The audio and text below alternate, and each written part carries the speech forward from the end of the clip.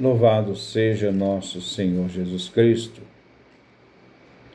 Nós vamos continuar a nossa reflexão sobre a história da Igreja, nosso encontro 26, com vários temas. O primeiro, Jesus prediz sua paixão. A fé que Pedro confessou devia ser, ao menos nos apóstolos, bastante firme, a fim de suportar o peso das confidências mais dolorosas de Jesus. E por isso Jesus, pela primeira vez, prediz o que aconteceria com ele. É preciso que o Filho do Homem suba a Jerusalém e sofra muito por parte dos anciãos, dos sumos sacerdotes e escribas. Devia ser morto e ressuscitar-se no terceiro dia. Mateus capítulo 16, versículo 21. Mais tarde, Jesus irá descrever com maior esclarecimento e precisão as súplicas de sua paixão. Mais tarde, Jesus iria descrever com maior esclarecimento e precisão os suplícios de sua paixão, a flagelação e a cruz. Mas a sua morte ele já havia previsto. É uma revelação terrível, imprevista para os apóstolos. Jesus acrescenta imediatamente, como fará sempre, a profecia de sua morte, também aquela da sua ressurreição. Depois desta sacudida dolorosa, que a profecia da ressurreição passa então despercebida. Pedro não consegue se conter e coloca Jesus à parte e lhe diz: "Isso jamais acontecerá, Senhor. Não irá acontecer tal coisa." Mas Jesus, voltando a Pedro, lhe responde: "Afaste de mim, Satanás."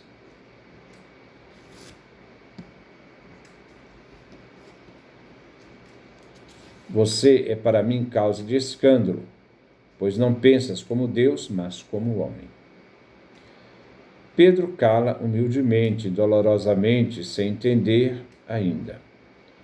Mas o ensino sobre a dor é deste modo indispensável, que Jesus quer dar ao ensino também aos seus discípulos, que não foram admitidos nesta circunstância.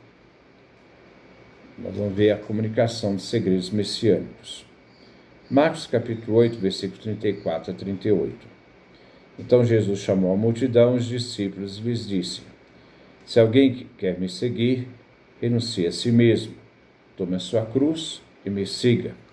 Pois aquele que quiser salvar a sua vida, vai perdê-la. Mas quem perde a sua vida por causa de mim e do Evangelho, vai salvá-la.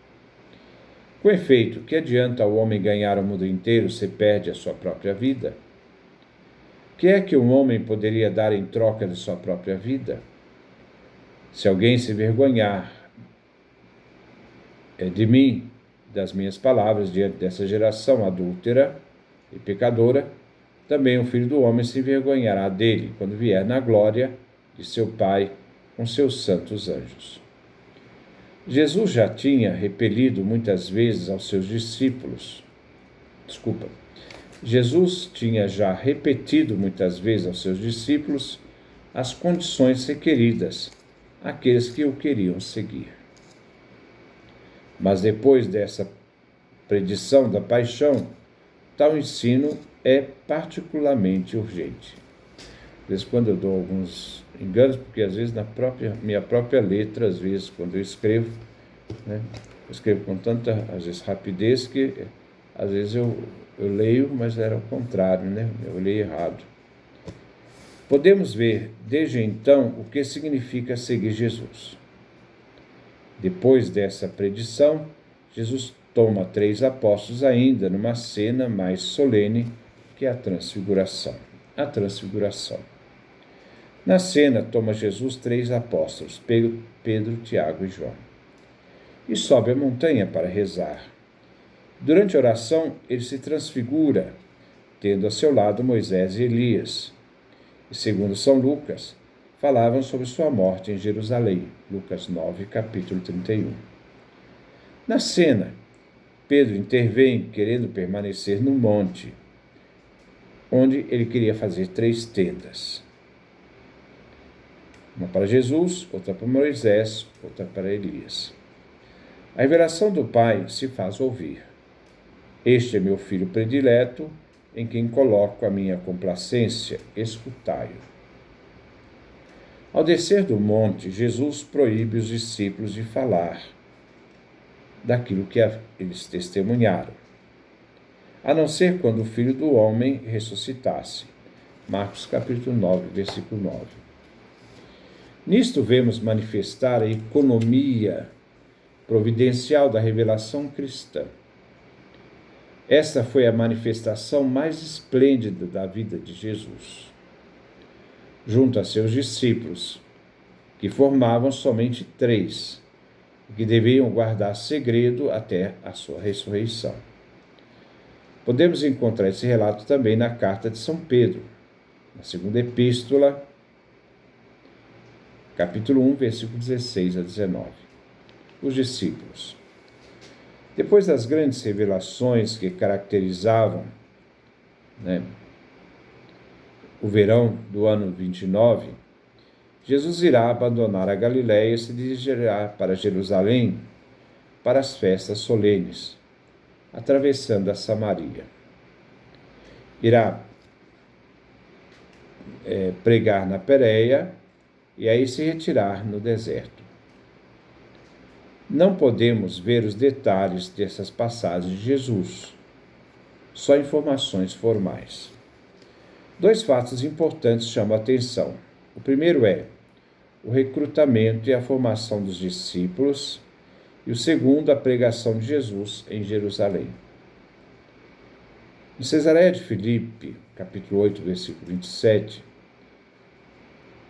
e o final do capítulo 10, em São Marcos é chamado de o caminho.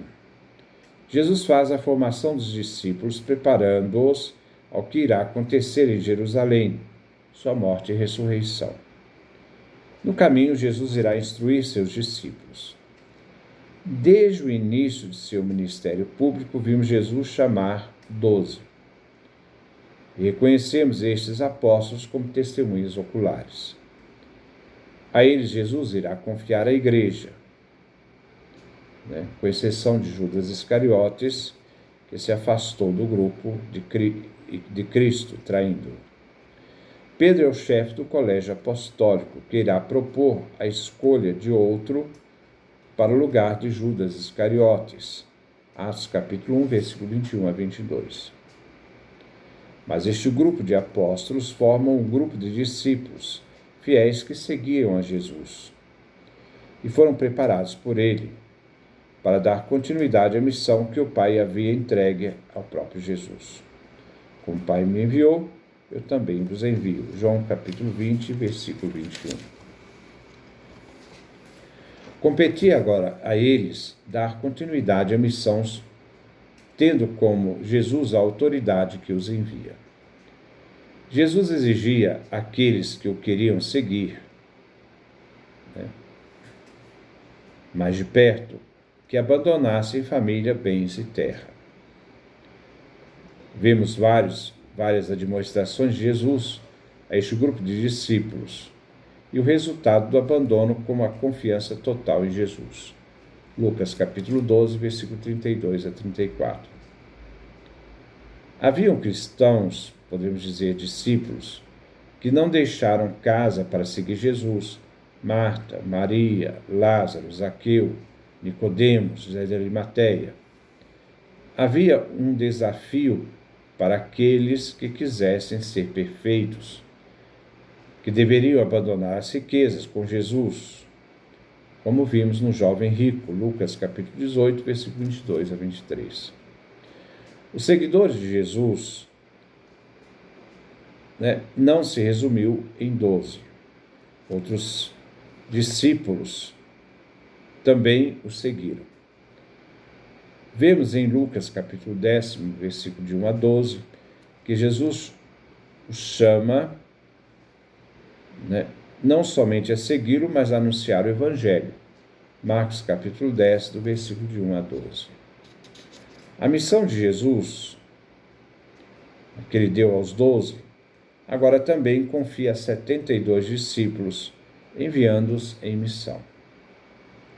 A missão dos apóstolos que Jesus deu aos 12 coroava com o ministério de Jesus na Galileia, abrindo sua ação, enquanto a missão dos 72 prepara a missão de Jesus na Judéia.